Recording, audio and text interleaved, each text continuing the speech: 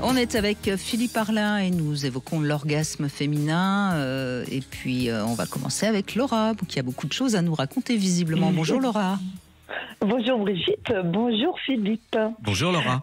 Bonjour, j'ai écouté votre introduction et en fait j'ai adoré quand vous parliez de lampe parce que je pense que je suis une vraie guirlande électrique. Voilà. Oh, c'est beau.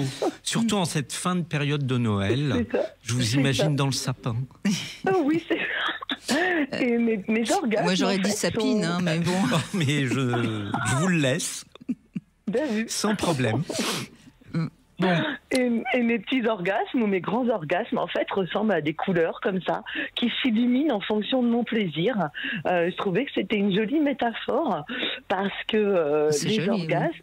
Ouais. Mes orgasmes, comme je dis souvent, c'est mes shoots de plaisir. Vraiment. J'ai l'impression quand j'orgasme que ça répand dans mon corps quelque chose de très puissant, comme une onde de choc ou une onde de plaisir. Et c'est suivant l'humeur, suivant mais le moment, c'est pas une impression. Voilà, hein, c'est ce que j'allais dire. C'est profondément réel. Il y a même eu des observations. On a eu des orgasmes sous contrôle et on sait qu'il se passe énormément de choses. C'est extrêmement bon pour le corps, pour la santé, pour le moral. C'est bon pour tout, l'orgasme. Oui, c'est un shoot d'adrénaline, de cytocine. Non, mais c'est extraordinaire. Plus les vibrations qui d'elles-mêmes repolarisent nos cellules. Enfin, il y a un travail incroyable qui se passe au moment de l'orgasme.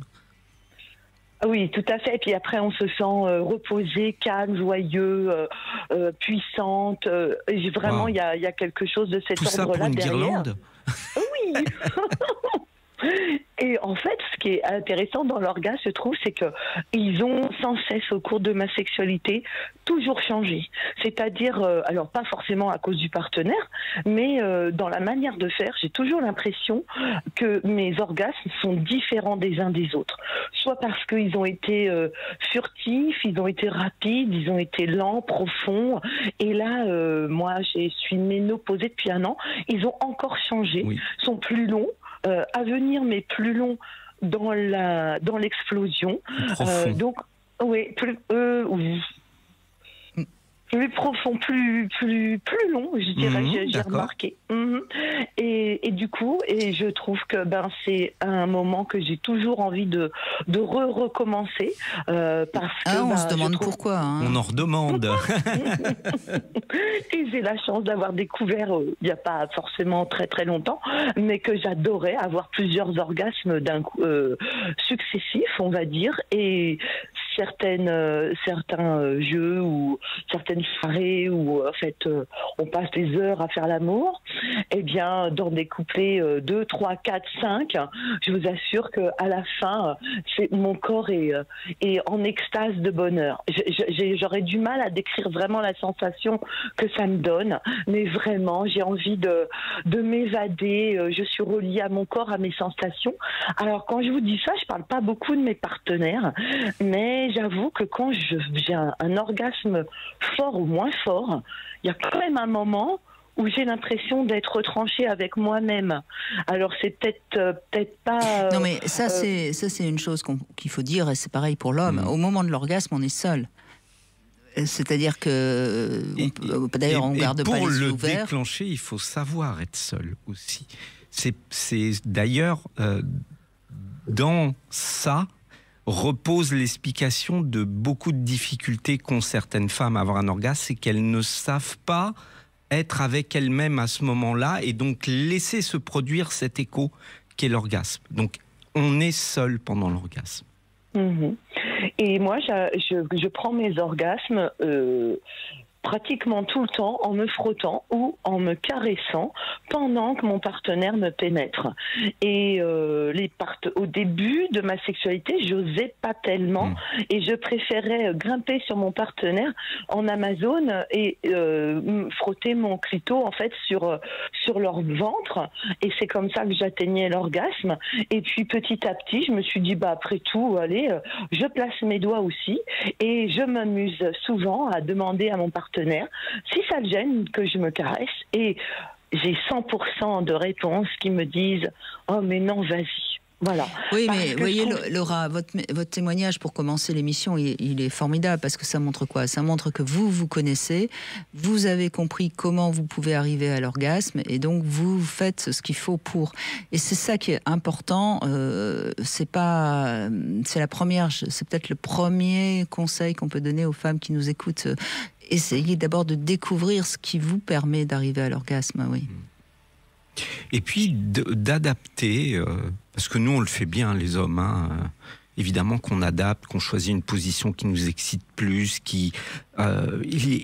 c'est normal, mais il y a encore trop de tabous à se dire ah mais c'est un peu égoïste, si je me caresse il va croire qu'il me suffit pas, et pas du tout, c'est juste je me connais, je fais ça. Après on peut trouver, c'est ce que vous faisiez au début, puisque vous n'osiez pas le faire par vous-même, vous aviez trouvé cette position où vous pouviez vous frotter sur le ventre, mais voilà, c'est-à-dire que avoir un orgasme, c'est aussi le décider, et ça n'a rien d'égoïste, et c'est pas quelque chose dont on laisse la responsabilité totalement à l'autre, parce qu'on risque d'être déçu.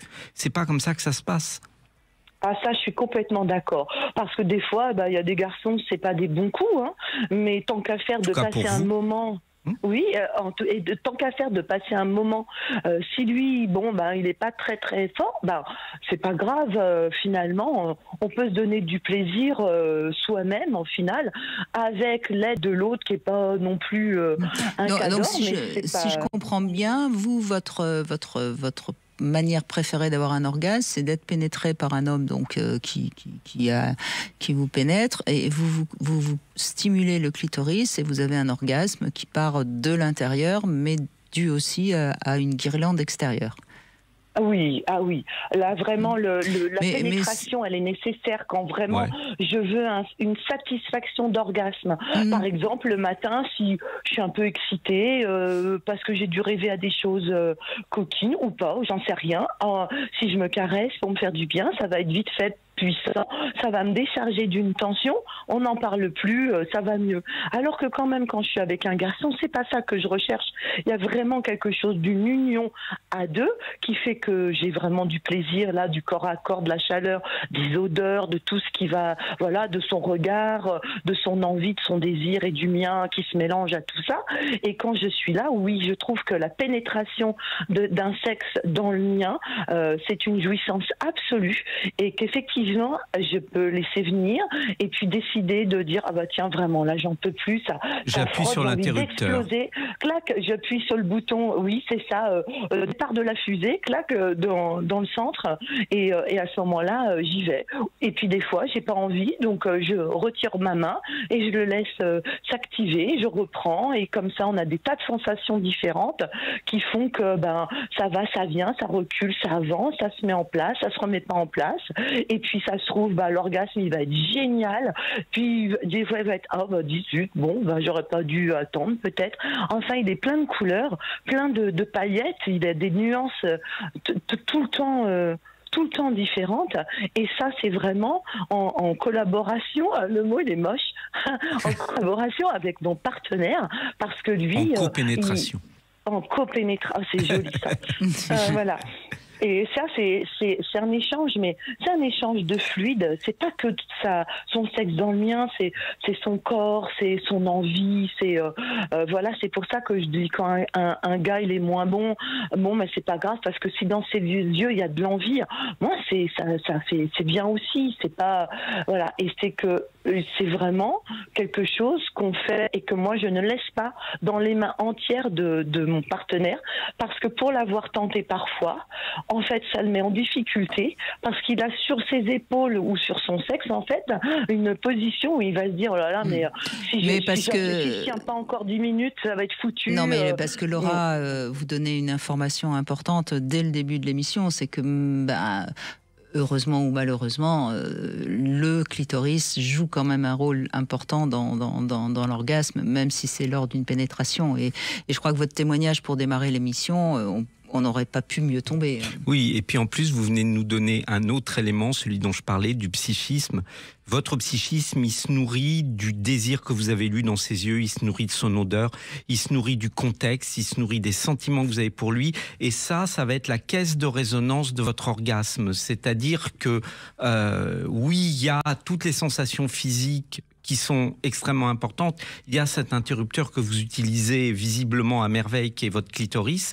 Et il y a en plus tout ce plus qui est indispensable, qui va rendre, je trouve, l'orgasme à deux bien différent de l'orgasme seul. C'est le contexte psychique et tout ce plaisir que vous vous donnez, toutes ces émotions qui vont être la réponse cérébrale. Merci Laura.